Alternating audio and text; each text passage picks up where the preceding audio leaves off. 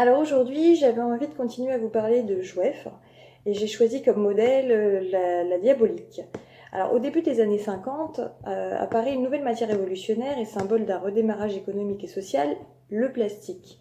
Jwef adopte progressivement cette matière qui se révèle être d'une précision incroyable dans la reproduction des détails. Le moulage plastique en fait permet à l'entreprise de produire des modèles en grande quantité à des prix imbattables et de plus en plus réalistes, fascinant tant les enfants que les spécialistes.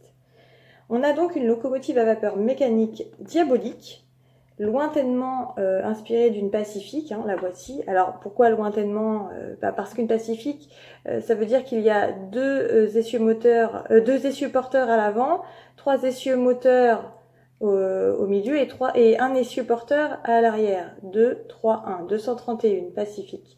Voilà. Et là, comme vous pouvez le voir, elle n'a que deux roues de chaque côté, donc elle est lointainement inspirée. Voilà.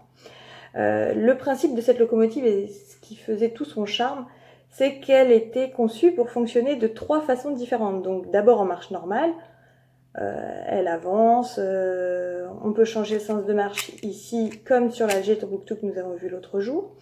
Et il y a aussi une marche automatique qui permet à la locomotive de décider toute seule si elle va aller en marche avant ou en marche arrière. Donc en fait, grâce à ce moteur, la locomotive part à pleine vitesse, elle s'arrête, elle repart en marche arrière, elle s'arrête, repart en marche avant, s'arrête de nouveau, repart. Voilà. Donc ce qui fait un petit peu le côté sympa du jouet. Une autre chose qui était assez sympa, c'est que la conception de cette locomotive lui permet également de circuler sur des rampes assez fortes.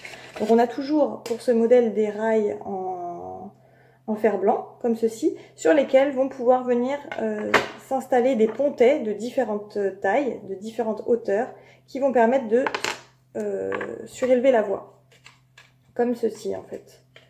On les met sur les côtés et cela surélève la voie. Et la locomotive les monte sans souci. Elle s'arrête, elle repart, voilà. Donc c'est plutôt assez sympa. Je vous laisse donc découvrir tout ça dans cette vidéo que j'avais fait il y a quelques années avec mes enfants. Voilà. À bientôt!